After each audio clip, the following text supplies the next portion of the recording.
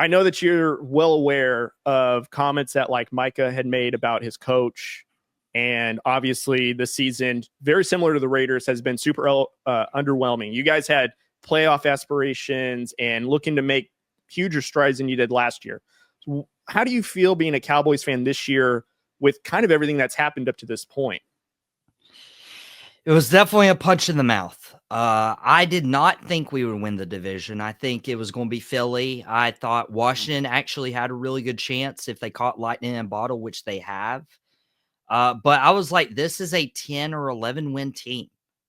This had a lot of the guys who came back, or if we didn't, we replaced them in the draft. We just didn't replace anybody in free agency. Right. That was the most frustrating part is you heard the comments, Jerry Jones, I'm all in. We're going all in. And I'm like, we don't sign Derrick Henry. Okay. I mean, Saquon goes inside the division. Josh Jacobs goes to the Packers. Right. And I'm like, okay, they're looking at somebody. And then they don't draft a running back, period. And then they're like, okay, maybe they just didn't like anybody. And then they signed Zeke. And I was like, oh, let's go. Like Zeke behind the Cowboys offensive line always does good, has the energy, has the vibes. And then they're just letting Zeke sit on the sideline and rot on the sideline. It's like, okay, well, it's 3rd and 2, and instead you're going to go 4 wide receivers, and it's just what are we doing? Like there's no like recipe. And then of course, I mean, you know this as well as I do. Once you get one injury and you get a second and you get a third, you just you can't overcome. It didn't help that CD was holding out of the entire training camp and preseason. So now he's like using the first few weeks as September football to try to get like some sort of rapport with Dak. And now when he doesn't, he's yelling at Dak and he's sobbing on the sideline, which I like CD. He's really good. He's played through a lot. He played through that shoulder injury a couple weeks ago. That was just brutal. He is by far your guys' best player on. I mean, I would say Micah on defense, of course, but CD transformed that offense last year. I mean, just a target machine last year. And maybe because you guys have Kellen Moore. No, he's on the Eagles he's in now, Philadelphia. Right? Okay, so when you guys had Kellen Moore, he was just getting fed the ball like crazy, right? And now that that's not there, obviously, of course, receiver holdouts, I don't think anyone really talks about as much. And you pointed this out. It's a ramp up to get there, and to use all of September to kind of get warmed up and to, get back on track. It's a little too late sometimes, And that's my point. That's the most frustrating part is Jerry had no sense of urgency in free agency, but we're going all in. The players had no sense of urgency in the preseason that we're going to use regular season games that matter towards your record to like get in sync. And at that point, it's just too late. And it's hard. It's been really hard. It's been worse watching my dad, because me and him started that Cowboys podcast because we're partnering Boom Broadcasting with Fans First Sports Network. And doing that podcast. Together. I was watching it before we jumped on. That's right. And it's so heartbreaking, man. My dad's so optimistic. He's not a glass half full kind of guy. He's a glass full kind of guy. He will never talk bad about the Cowboys, but just seeing like his heart break because of this season, it's tough. Yeah. Well, tell me about it. So as Raider fans, I think we were running on the optimism that, we had like a 5-4 record in the season and all this hope. And then for us to look like a team that has a rookie head coach, no starting, like maybe a fringe starting quarterback. And then to think that we were going to be prevalent in the league, I think we were fooling ourselves. So, I mean, if there's any team that knows about, underwhelming expectations, it's definitely Raiders and Cowboys. I think we can come to an agreement on that. Now, with Micah Parsons' comments about Mike McCarthy, I've already been on the record in saying that I don't think Mike McCarthy was going to last this season. Like, to my opinion, Mike McCarthy would have had to gone to another NFC championship game or the Super Bowl to keep his job. I thought he was already going to be let go regardless. But with Micah's comments, like, what's more troubling, the fact that Micah has made those comments and it's kind of been accepted, or like that Mike McCarthy's coaching job has got you guys to this point? I would definitely say in terms of Micah's comments. Probably not the best way to use your words, because definitely people have run with it. Yeah. There's a lot of frustration. You know, when you're like upset and you don't like say what you're thinking, but you know, it kind of slips out a little bit, and you're like, Yeah. oh, well, I probably shouldn't have phrased it like that because that shows how frustrated I am internally. Mhm. That's what happened. Yeah. Micah, I think the way he meant it is Mike McCarthy could, you know, ride out the rest of this year and he can eventually, you know, get a coaching job somewhere and he can have another opportunity. Right. He's not on the football field. Zach Martin, is the veteran Micah Parsons said he wanted to hold the trophy for. Yeah. Zach's getting to the end of his career. Zach Right. might even be on his last season. Definitely with Right. the Cowboys, probably just in general. Mhm. Zach Martin's not even had a great year. Right. He has been uncharacteristically bad, but he hasn't had much help at right tackle, and he's had major injuries throughout his career too. And he's played a lot of snaps. Like I remember when you guys had DeMarco Murray, and this is when you guys had the number one offensive line with Zeke as well. And he was a part of that. And that was almost 10 years ago now. He's the only one remaining on that team. Right. So that is a that's been tough. That's been tough to watch. Zach Martin just, you know, not get his opportunity. And that's been the theme. Like Jason Witten, how much he put in, didn't get his opportunity. DeMarcus Ware had to go to Denver and win Super Bowl 50 with the Broncos. Tony Romo didn't get his opportunity. Like there's so many like key guys you really want to like hold that trophy or at least go to the big game. Yeah. And it hasn't happened. But I feel like Micah meant it as like Mike McCarthy, he could get another job next year and be fine. Zach Martin, that's not the case. But I do think Mike McCarthy probably lasts the rest of the year, just for monetary reasons. We're not going to the playoffs now. I mean, I feel like I've accepted that. So an in-season change with Mike Zimmer taking over, or you know, Brian Schottenheimer, who won't be back next year. I feel like Mike McCarthy is just going to ride out the rest of the year.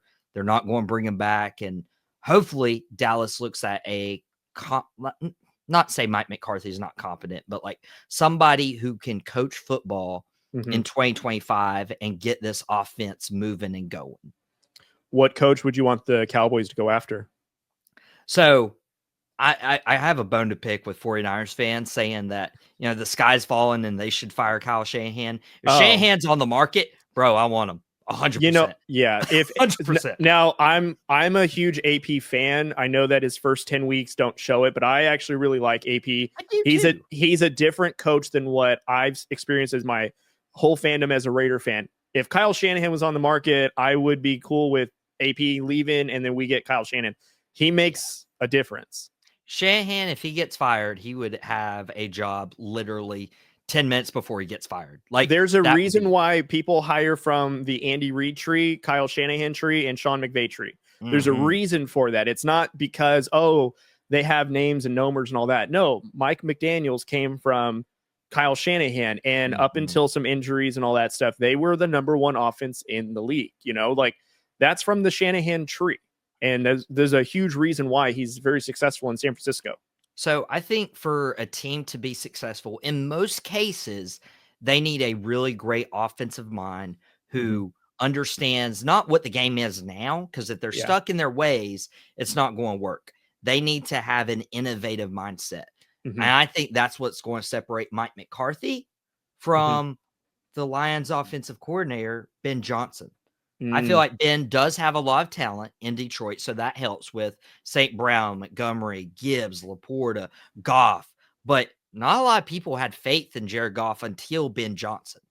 Yeah. So I feel like Ben Johnson, he didn't take a job last year. He gets it this year. I keep hearing the Bill Belichick rumors. I hear the Mike Vrabel rumors. I'm like, I don't want those guys. They are stuck in their ways. Belichick coaching tree never works. Yeah. But getting Ben Johnson over would be huge for this team. Yeah. And that's funny too, because I was going to say, I think Mike Vrabel would really work for your guys' team. And it's not because, look, I agree. The Belichick tree does not branch well. I think Mike Vrabel is on a short list of coaches that did really well in Tennessee.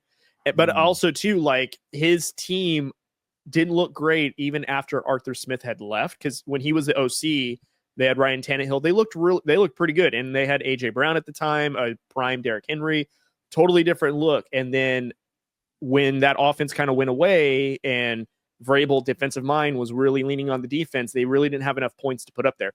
But I think ultimately, in my opinion, Vrabel would be a really good coach to have, just in terms of character and the locker room sense, because of like what Micah Parsons says. I don't think Micah Parsons makes that comment with a Mike Vrabel being the coach of the team, just because I think what Vrabel brings is just this level of respect and accountability that players like Micah wouldn't dare say that, because it's definitely not the coach. It's, they would argue execution and stuff like that. Drew Coat Sports Talk is powered by StreamYard. Want to take your podcast to the next level? Use StreamYard. It's the easiest way to record, stream, or produce high-quality episodes, whether you're solo or with guests. Plus, when you sign up today, you'll get a $10 credit to get started. Use the link in our bio. Don't miss out. StreamYard is your key to seamless podcasting. And I don't even think Mike Vrabel got a fair shot in Tennessee when he was dismissed, because if I'm not mistaken, Tennessee had a winning record when he left last year, and they just were looking to blow the whole thing up anyways. So, but that's why I think Mike Vrabel would work. And then my master plan would be Vrabel's your guys' head coach, Belichick is your guys' DC. With, if they did keep Micah, I think that would be a very interesting coaching establishment. But what about that offense, which is what you guys have kind of put a staple on the last 5 years for sure. Yeah. And that's the thing, is like, not saying Mike Vrabel's a bad coach, right? Belichick either, but the way teams work, they usually have innovative offensive minds, and those are the ones you see at the top of the charts. There's the rare outlier with Buffalo, with Sean McDermott being a defensive minded guy. But you see your Andy Reid, you see your Mike McDaniel, you see your Kyle Shanahan. Like, that is the route a lot of these teams are going. I wouldn't hate, because Mike Vrabel isn't even a defensive coordinator right now. I wouldn't hate Vrabel as a DC, right? And pairing with Ben Johnson running that offense. So that could also be something that we could look forward to. Yeah, I'm not sure who because I got to be honest, I don't know if Ben Johnson is leaving for the Cowboys, just because I think it's Jerry Jones is going to really rub people the wrong way, especially after this. And I got to be honest, this is the first year I've seen Jerry Jones kind of say some stuff out of left field that I'm shocked that he said. And I've been hearing Jerry Jones comments for years, right? And it's definitely not the worst thing he's ever said, but I think what he's saying does hold weight for like other coaching candidates. And I just don't know if, like, 10 years ago, he was getting by with Jason Garrett making these, and then he still somehow had, Kellen Moore calling plays for him. And now that he really doesn't have that, he has Mike McCarthy, who's dealt with this now for 4 or 5 years now. I don't know what other prominent coach that's up and rising is going to look at that and say, yeah, I can do that. It's weird, because it's like, maybe we can rely on the Dallas Cowboys brand. Like, it's the Dallas Cowboys. Right. Jerry's going to throw money at whoever. But I will say this, and I'm a wrestling fan. You can see all the memorabilia behind me right here. If you're watching the video feed, Jerry Jones right now makes it feel like Vince McMahon towards the end of his tenure. And I'm not touching on like all the allegations or stuff. I'm touching on Vince McMahon just went crazy. Like, his storytelling and how he was running WWE towards the latter part. Yeah, I agree. Like, and it was like so unpredictable, and he didn't care what he said. He didn't care who he offended. He didn't care who he hurt. But he was so stuck in his ways, because he was like, oh, this worked in the 90s, and it'll work now. And Jerry's in that same spot. He's like, this worked in the 90s, and, it wasn't Jimmy Johnson. It was Jerry Jones, and it'll work now. And, we don't have to spend in free agency. We don't have to go after the best running back in the NFL. Right. So on and so forth. We don't have to extend our quarterback in the spring and save up that cap space, as opposed to sign him like hours before the season starts. Like, it's just, there's so much frustration, because it's like, man, if somebody could get in his ear, I mean, his son was there for a minute. That's why, because I remember there was a story that came out that he wanted to draft Johnny Manziel, and his son talked him out of it. And ironically enough, I think that's when his son talked him into drafting Zach Martin. Ironically enough. And to be truthful, if this felt like the epitome of a Jerry Jones season, this is it. Why didn't you sign Derrick Henry? Oh, we just couldn't afford it. Oh, okay. This is Mike McCarthy's last year. He's got to prove it. Oh, okay. We just felt like we were really good with Dak, but we just didn't decide to sign him until an hour before kickoff. Like, oh, okay. Like very Jerry Jones-esque, like next level, got to steal every headline, which he has. Like, for the most part, you guys are still in sports media heavily when like my Raiders are, one game worse off than you guys are. And not a whisper of anything, but Cowboys run the media, and a lot of it's Jerry Jones of Vince McMahon, wrestling kind of promoter style of stuff, Wrestling promoter style. That's why Dallas is America's team. People are like, oh, no, it's this one, it's that one. No, like win or lose, no matter the record, like the Dallas Cowboys will always be in the headlines, and you can watch your, whatever sports media outlet you want to, like the Cowboys are going to be there no matter what's happening. Yeah, I'm pretty certain that Jerry Jones has equity within ESPN. Literally, they have him as a segment every single morning. What morning was it where he literally led the headline? Oh, it was when he was on The Fan and he threatened the guy's job. Literally took up the entire 2-hour slot for First Take, which I was kind of like, okay, is there anything else happening in the world of NFL? Because, I'm sure that's not it's not even Jerry Jones's top 10 craziest things that he's done. And it takes up an entire 2-hour block of ESPN. But again, Cowboys, you're right. America's team, for better or for worse. If you're not in the headlines, you're not trying, I guess. So